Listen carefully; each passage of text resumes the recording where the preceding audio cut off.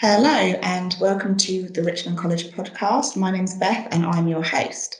Today's episode, we're going to be talking a bit about motivation and staying positive, and I'm joined by one of our business lecturers, Eche. Hello.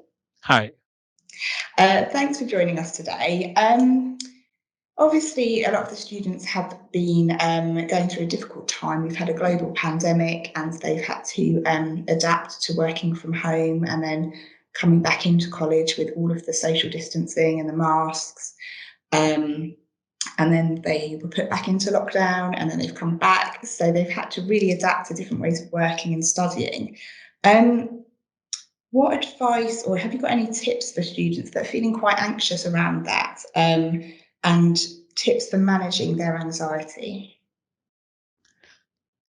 I think the first thing I would say is that what you're feeling is going to be felt by a lot of people. So it's not just you in that particular instance.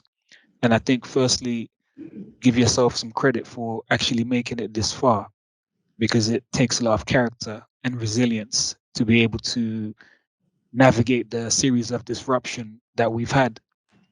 And I think, in terms of managing the anxiety, one thing that is quite important is to be able to communicate that with somebody.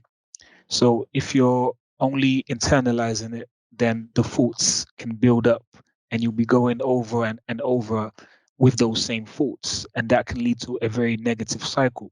So I think having someone that you can confide in, whether it's a friend, whether it's a tutor or lecturer, whether it's the somebody from student support at the college itself or a parent, so being able to express and articulate your anxieties, I feel like that's an important first step.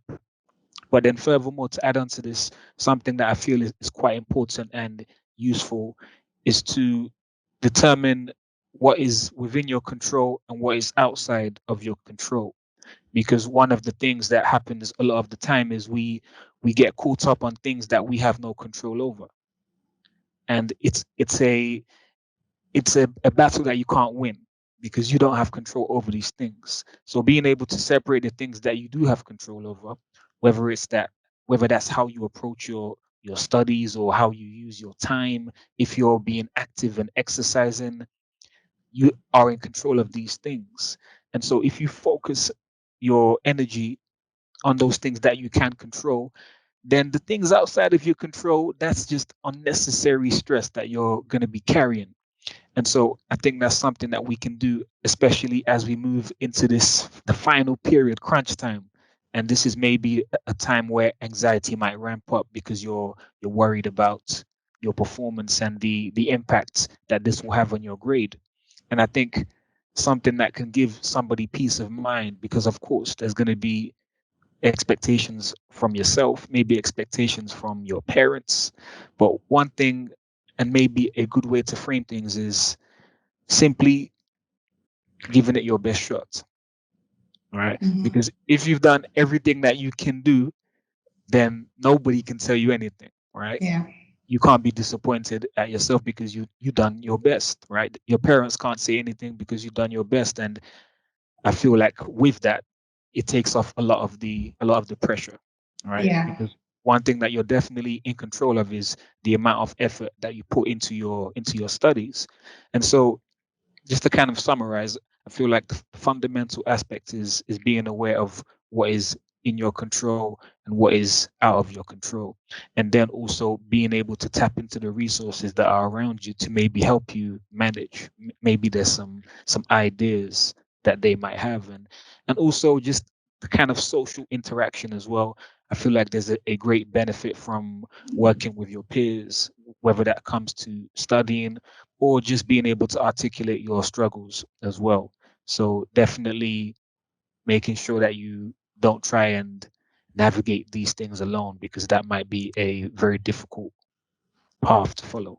Yeah, really good tips there, and definitely talking, letting people know what you're going through. At the college, we've got great services. We've got a counselling service.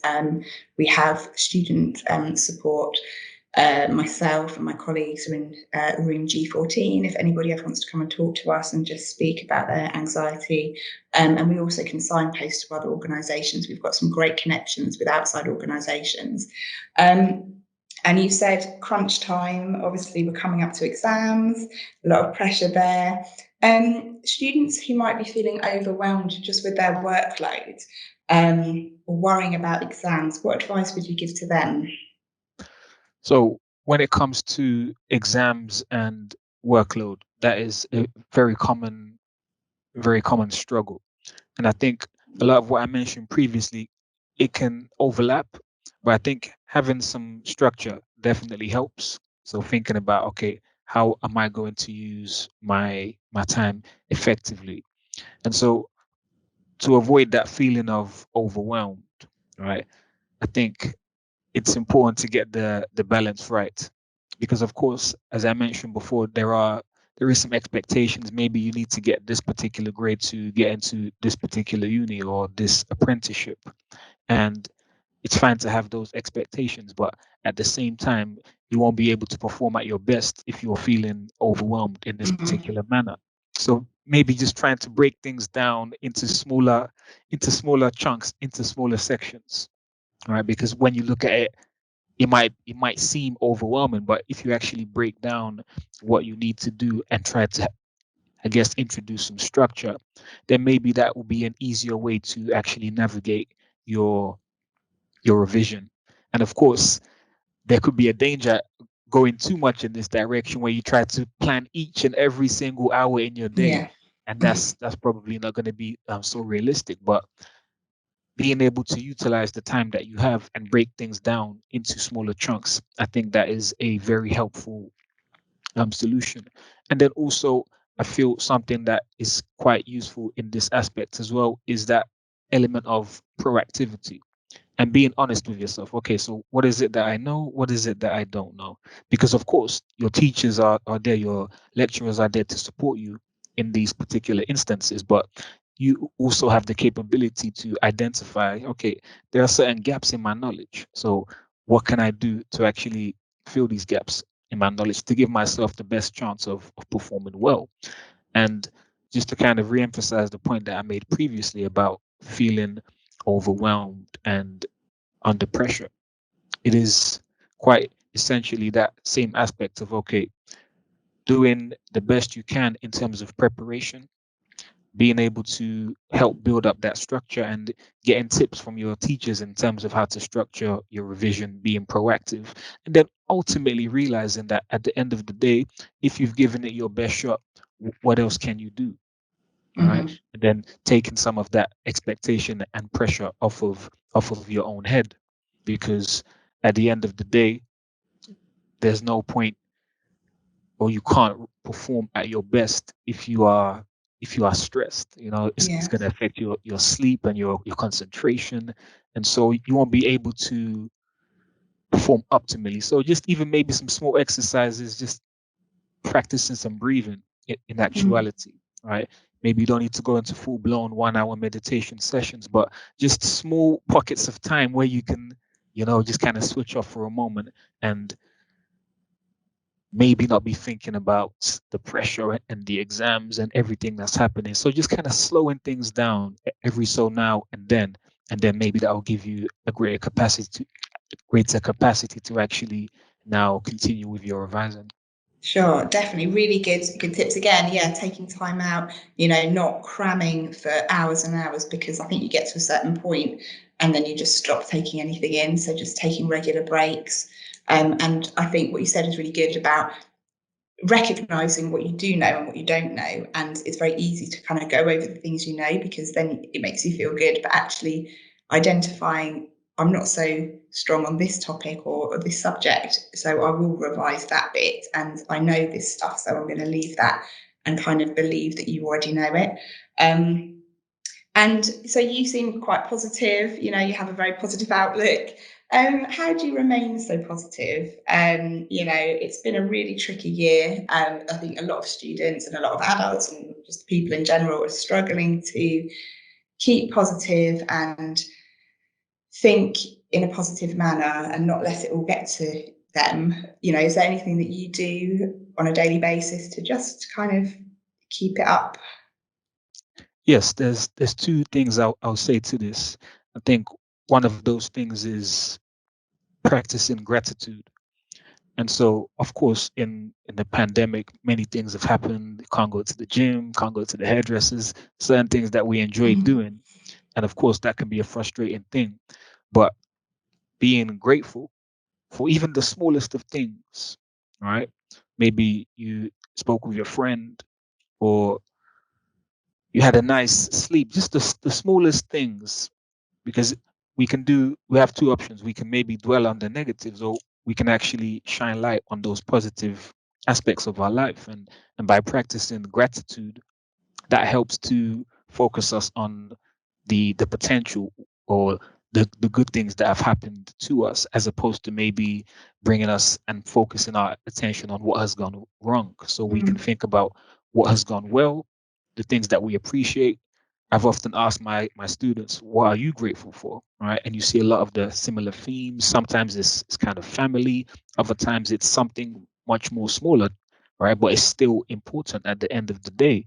And I would say, what to add on to this with a second point, I think ultimately it's about your perspective, right? Because something might happen to you, but and you're not in control of that. However, what you do have control over is how you perceive that situation. Yeah. So you can look at it in a number of ways. So maybe if you just change the angle or the direction in which you look at something that's happened to you, you can actually extract something positive from that. And I think we can use the coronavirus pandemic as an example. So of course there has been disruption, but I like to look at it from another angle, right? And so when I look at what has happened, I feel like, yes, there has been suffering, but through that, we as a collective have gotten stronger. We've had to break out of our comfort zones. We've had to manage and do things differently than normal.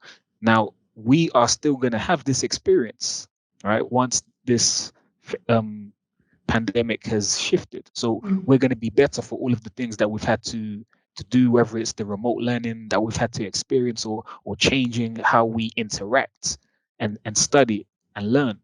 So shifting your perspective sometimes, that can add that spark of positivity. So just reframing how you look at a situation, because ultimately I feel like everything that happens in life, we can view it as a blessing or a lesson, right? Yeah. So we see the good things, okay, this is a blessing, but we see maybe things that weren't so good, but there might be a positive lesson that you can take from that situation.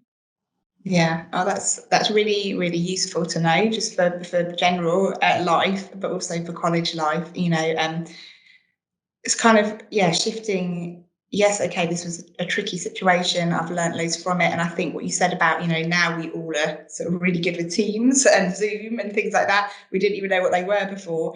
And so they're going to be really helpful going forward in life. And we've, you know, been able to adapt. So hopefully a lot of students that have had to adapt to different situations, even where they felt uncomfortable, that's a life lesson, you know, that sometimes you have to adapt to different situations. And the fact that they've been able to do that, they should really pat themselves on the back and think, you know, I've done quite well considering what I've been through.